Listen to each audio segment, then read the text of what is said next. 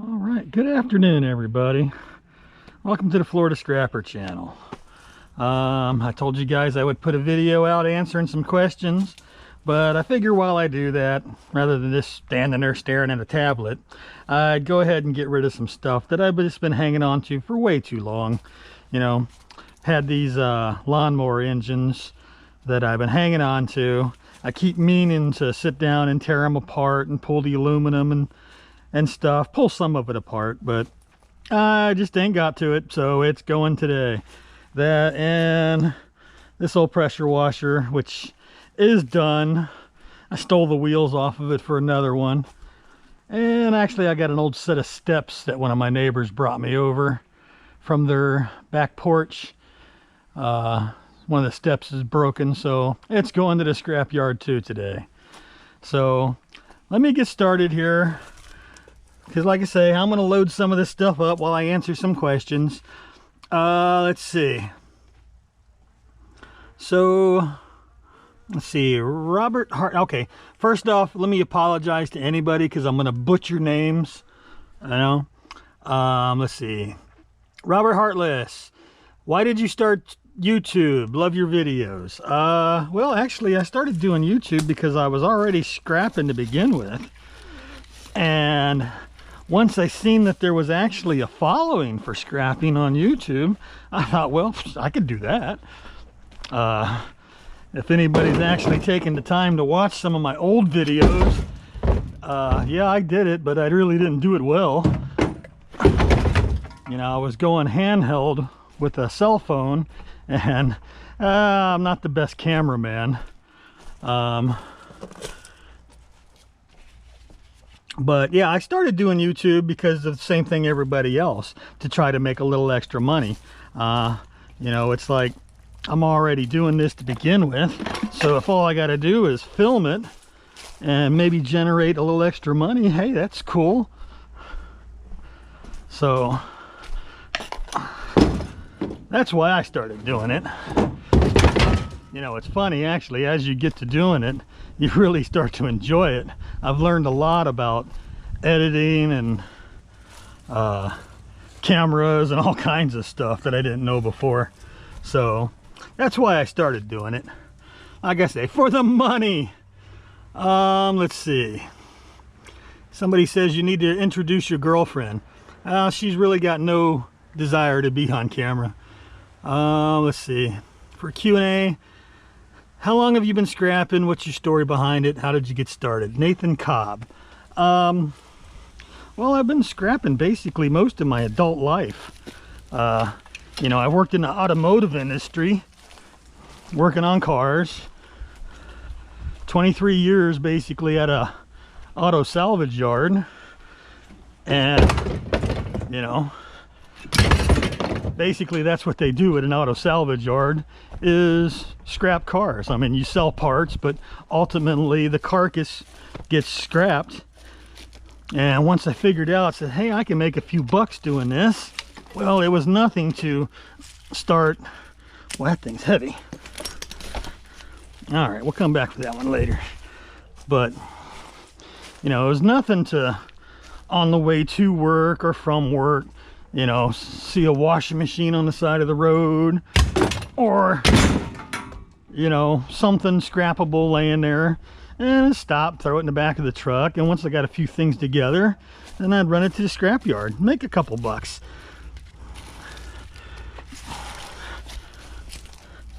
Come here, you.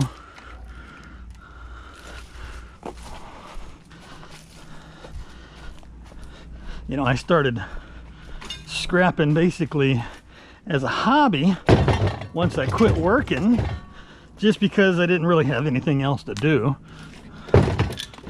You know, boredom. And it's a way to make a few dollars. You know, it's quite interesting once you get into scrapping. You know, all the different stuff that you can find, you know. Oh, that one's got some weight to it.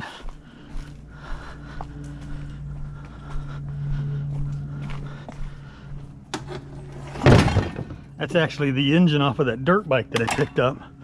Okay, one last thing here. But yeah, you know, like I say, I got into it because once I quit working, I got to the point where I could retire and didn't have to worry about working anymore. It was something to do, you know, it keeps me busy. You know, you get used to getting up every day and going to work, and then you don't have to do it no more. Laziness sets in. So I started scrapping, you know, going out in the morning, picking up, making a few bucks. Then I started dragging more stuff home and, you know, processing stuff and micro scrapping, you know. It just kind of grew from there, really. Actually, I do less scrapping now than I used to. You know, with the medical issues that my dad and my girlfriend have, it kind of cut back on the scrapping time that I have to do. You know, that and the processing. That's why I'm going ahead and getting rid of these lawnmower engines, just because I don't have the time to do it. And I'm out of breath. Need to quit smoking. Let's see. So that's basically how I got started scrapping. You know, working in the junkyard. You always learn about scrap. You know, I had a 25-mile drive to work and 25 miles back from work. So past a lot of neighborhoods and always finding something to throw in the back of the truck and then make a few bucks. So why not? Let me see. Go back and get the fence. Oh, I hate chain link fence. Let me think here. Let's see. Richard Schneider, are you able to support yourself solely with what you make from scrapping, or do you have another job or supplemental income? Well, if you guys watch my videos, you see how much money I make at the end of the videos. And no, I can't support myself on scrap metal. I pick up scrap metal basically as a hobby for something to do and to make some extra money. It keeps me busy. Like I say, I have had to kind of I don't know, make it not do it nearly as much with everything else going on. But no, I don't live off of scrap metal. Let's just say I own more than one house. I'll leave it at that. You know, that, like I say, I worked hard when I was younger and I saved my money. You know, I paid for my first house, bought it cheap, bought it at the right time, you know, paid the mortgage off way faster than I was supposed to. You know, the loan company didn't like not getting all that interest. But, you know, the second home I got it paid for, I got to the point where I don't have to work anymore. I got money coming in, money in the bank. So now I don't have to worry about that nearly as much. And hey, scrapping puts a couple bucks in my pocket. So yeah, I don't live off of scrap metal. You know, to make a living scrapping metal, there's a lot of work and time involved. Let's see, what's next? Trash containers. Let's see, Dude Shine, okay. Does the blue S10 run? What's the story on it? I get a lot of questions about this. You know, my blue S10.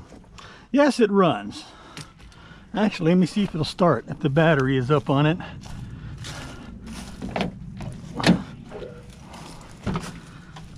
This is an old truck. It runs pretty good still. It's just, it eats too much fuel.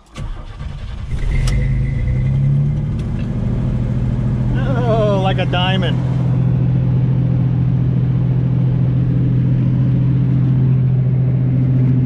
That, and it's a lot louder than my other truck. I think it's funny when people complain about my other truck being louder. This truck is much louder. Cracked windshield. I came out one morning going to work and actually something had fell and the windshield was cracked right about there. And you've seen how much it's grown probably in, I don't know, it's been a couple years now actually. I'm surprised it isn't all the way across. But yes, the old Blue S10 does run. It's just, it's old and it eats way too much fuel. And I can't part with it. Yeah, it's always a backup if I was to need it in case there was something wrong with that truck, you know. I drove it back and forth to work for a long time, and I know people wonder, well, why did you drive it so much if it was so bad on gas? You know, when I worked at the salvage yard, I didn't pay for gasoline. All the cars that came in, when they're being processed, they have to drain the gas tanks on them. Now, the guy generally doing the processing would check the fuel to make sure it's good, or if it's bad. You can usually tell just by the odor. And, you know, good fuel we saved and we used in our own vehicles. So, you know, I could have been driving a 68 Caddy Coupe de Ville that wouldn't have cost me any more or less in fuel. So, that's the story behind that. Like I say, it's just sitting there. One of these days I'll get it out of here and do something with it, but I just can't bring myself to get rid of it. I've had it for so long. I've had that truck for almost 20 years. So, oh, let's see. Oh, here we go. Cat's creations and conversations. Do you ever rake your yard? No, I don't. I can't stand raking my yard. I don't do nothing with the backyard. The front yard, I just mow it with a mulching mower. Call it done. Oh, let's see. Oh, here we go. Mikey Mike M21 says, I'm new to scrapping and learning about what this is, that is, and so on. I was wondering, do you put the wire in grades or just in one tub? I'm also in a wheelchair, so it takes me more time to do anything. I would like to do a video, but it takes me so long. Laugh out loud, thanks. Well, I say do the videos, no matter how long it takes you. And, you know, if you want to do it, do it. You know, lots of people like myself would love to see it. As far as the wire, basically I only break down my wire into two categories. You know, number 2 insulated and number 1. Most of the number 1 copper wire I get, I strip because it's kind of like this stuff. It's a real thick core. It's usually not hard to strip. I think the only reason this piece is in here is because the insulation is like petrified. But, you know, as far as all the number 2 insulated, it all goes into one bucket, whether I'm cutting it from the back of a stove or the cords, or, you know, some places, some scrap yards have categories for like Cat 5 and communication wire and stuff like that. My scrap yard buys it all as insulated number 2, so therefore it all goes into one tub for me. But, you know, you got to check with your individual scrap yard. You know, some places pay a lot more for, you know, communication wires and Cat 5 wire and stuff like that. You know, and you have to check out and see what they buy it as. You know, sometimes throwing it in a different tub can make a big difference in money. And I say, like I say, do the video. We'd love to see it. Let's see, oh, the dishwasher was stainless steel. If it was, oh well. Could be stainless steel. People talking about that heater that I picked up. It's actually a camper heater. I had no idea. Let's see. Let's see, questions. Pardon me as I scan through here. Let's see, here we go. Excuse me. What part of Florida are you in? That's from Rusty Nail. I live in Central Florida too. He says he's in Central Florida. You know, I live in the city of Castleberry, which is a small city, nothing big or nothing. Smack dab in the middle of Seminole County, which is in the middle of Central Florida. Been here all my life. Have no desires to leave. It doesn't snow here. Let's see. Oh, here we go. Let me read this whole thing. Classic car lover, 1959. Great video, a lot of heavy items. Looks like your week might get better. Only question I have is, I see you cut small wires off of things such as shop lights, but not the exposed wires off of dishwasher, stoves, etc. Won't your yard take it with vacuum cords? I know my yard takes them, and I grab as much exposed wire as I can. Laugh out loud. Funny how the yards can fluctuate. Keep up the great videos. Let's see. Looking forward to the next video. Well, yes, like I said before, my scrapyard will take all that little wire off of the back of stoves and stuff and throw it in the number 2. Even the dishwashers and stuff. You know, actually, I've been trying to stay away from picking up dishwashers. The last one I picked up is because it had a steel tub. And honestly, I forget about it. You know, I get my mind on other things as I'm bobbing along, and I'll forget. And once I get to the scrapyard, you know, the scrapyard has signs up at the pay window and other places that they don't want you processing or trying to clean your metal at the tin shred pile. You know, they want you to come in, dump your stuff, get your tickets, get paid, and go. You know, they got people in and out all the time, and for someone to stand there at the tin shred pile and to be trying to process things, it's just not good business. You know, I look at it this way: the scrapyard is my customer, I'm not their customer, because I am selling them something they want. So I try to treat my customer as best as I can and follow the guidelines that they kind of set for you. You know, if I get to the scrapyard and I've forgotten to cut something, well, off in the tin shred pile it goes. You know, easy come, easy go. It's no big deal. But also you'll see me, I'll stop at the park and I'll try to remember to cut some of that stuff off when I do remember that I got stuff back there. You know, if I can get to the hot water heaters and get the brass fittings off, I'll go ahead and do it there. But, you know, honestly, I just forget. You know, it's simple enough. I'm scatterbrained. Let's see, have you ever hurt or cut yourself, requiring you to go to the hospital, get a tetanus shot? Rusty metal's no joke. My mom is forever bringing me to the ER as a kid because my feet were always finding rusty nails and glass. Worse, I think, was a rusty spike went in my foot and pushed through the skin of the top. Yeah, ouch. I think everybody stepped on a nail or something sometime in their life. No, I've never cut myself seriously doing scrap metal. Now, when I worked on cars, yeah, I've cut myself pretty good. And yes, my tetanus shots are up to date. That's, you know, that's a no-brainer. If you're going to do scrap metal, I don't care if you wear gloves or not, because I cut myself actually pretty good last week. And even wearing gloves, you know, it didn't help. I cut my palms open here and there because I don't wear my gloves like I should.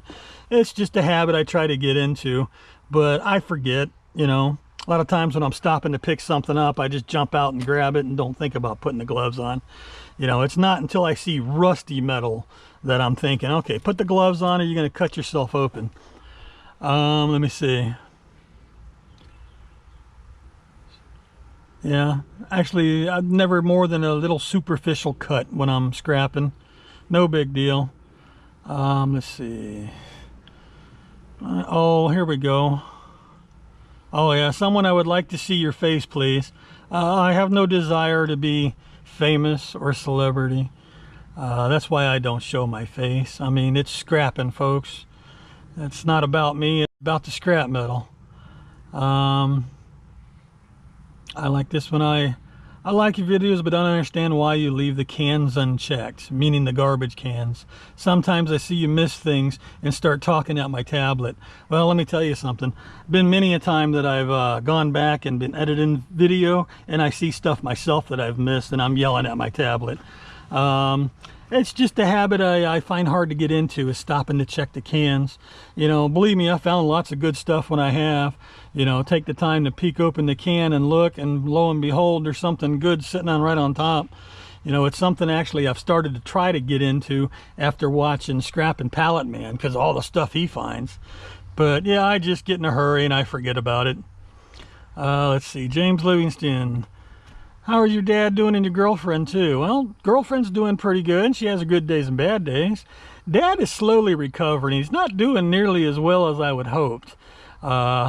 Actually got an appointment here coming up in the next couple of weeks with the gastrologist or whatever, you know, that his primary doctor referred him to because of the diverticulitis.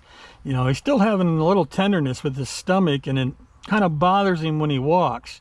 So we'll find out when we go see the doctor. I'm hoping everything's all right. But thank you for asking. Let me see.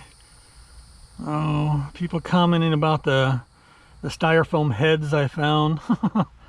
Let's see here.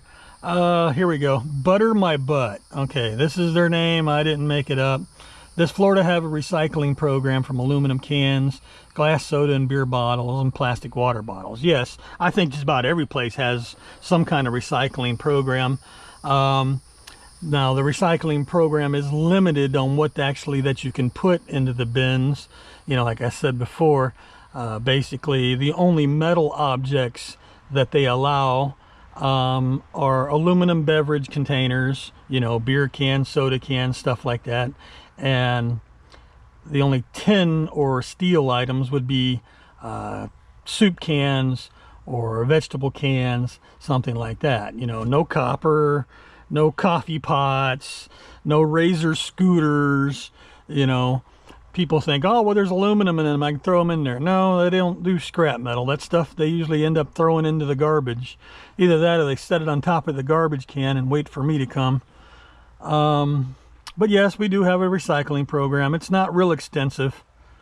Let's see, the furnace tank. Let me see.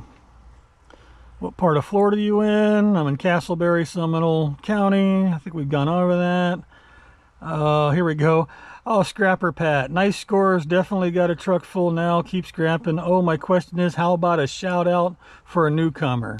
There you go, folks. Scrapper Pat. Check him out. He actually answered a question later on. I think it was funny. Let's see. Maggie Casano? But why do you unload everything in your truck to reload it all again? Well, actually, some of my scrap routes are in the afternoon.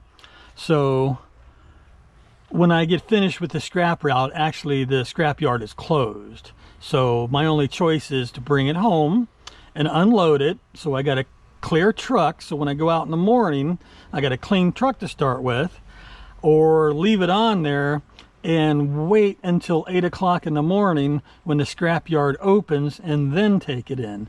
Now, if I wait till 8 o'clock in the morning to take it in the next day, I'm going to lose out on a lot of scrap. You know, I generally try to roll out, you know, somewhere between 6:30 and 6:45, it depending on how the light is, you know. So if I don't unload it, I gotta wait until the scrap yard opens the next morning. You know, it's just easier to throw it off here and just start fresh the next morning, and then I take it all in. Let's see. Question, I know you said the S10 in the backyard is a gas hog, but have you kept it running up? Oh yeah, it runs. I showed you. It lives.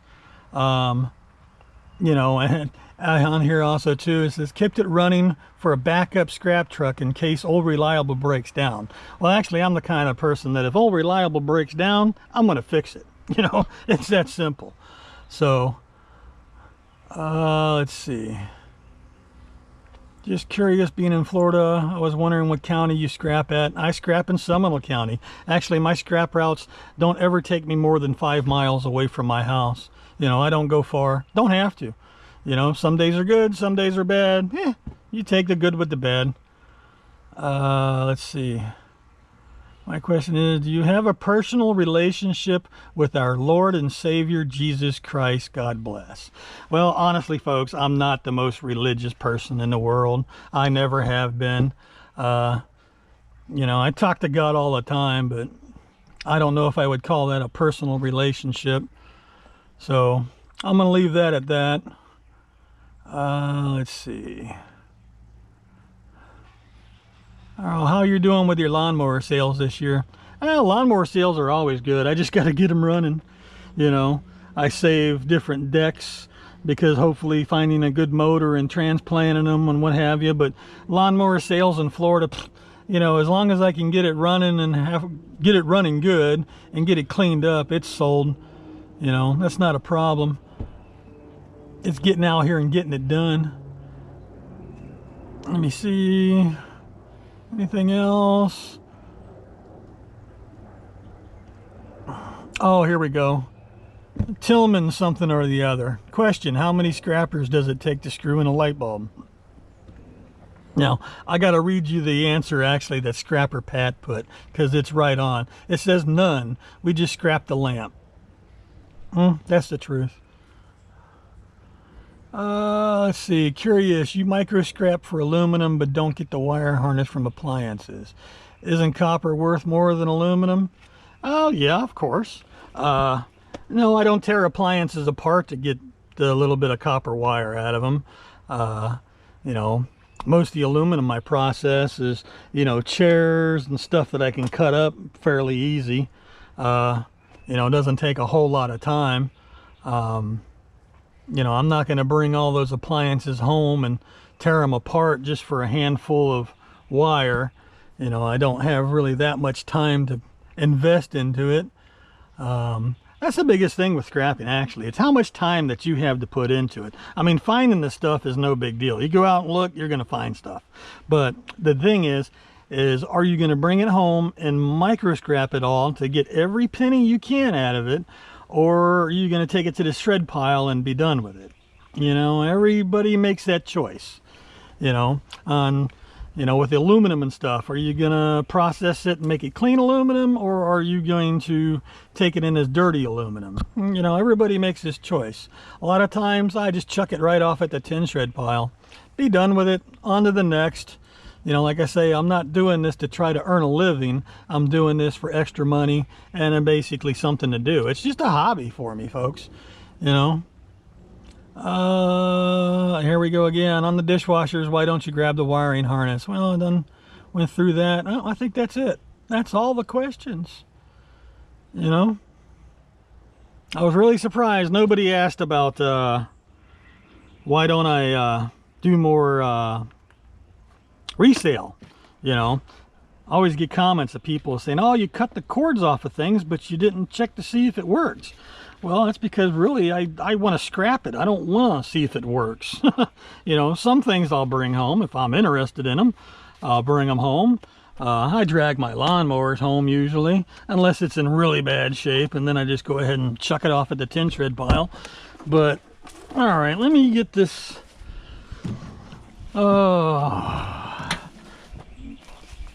Let me get this last thing that I'm going to drag to the scrapyard today.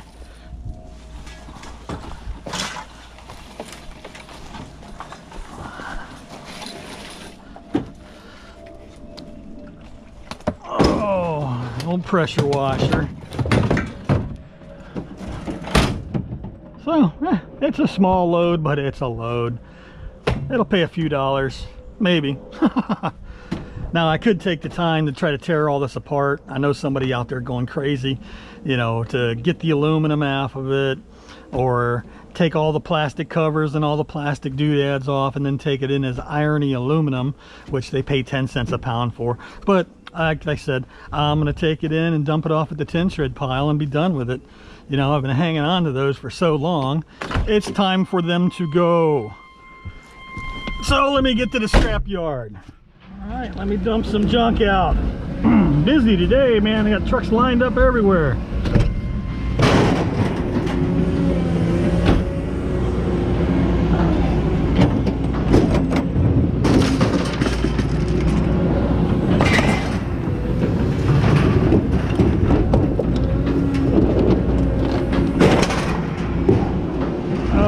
Like maybe I forgot to drain one.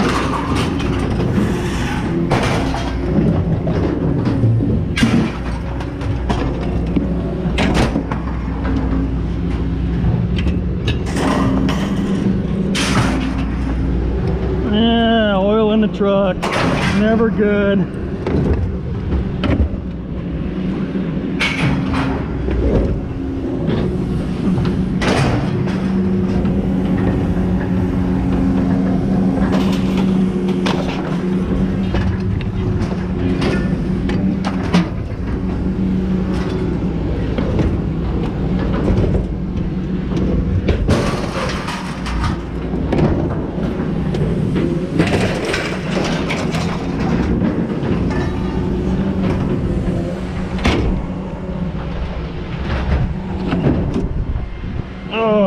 Get home and get that oil cleaned out. Don't want that.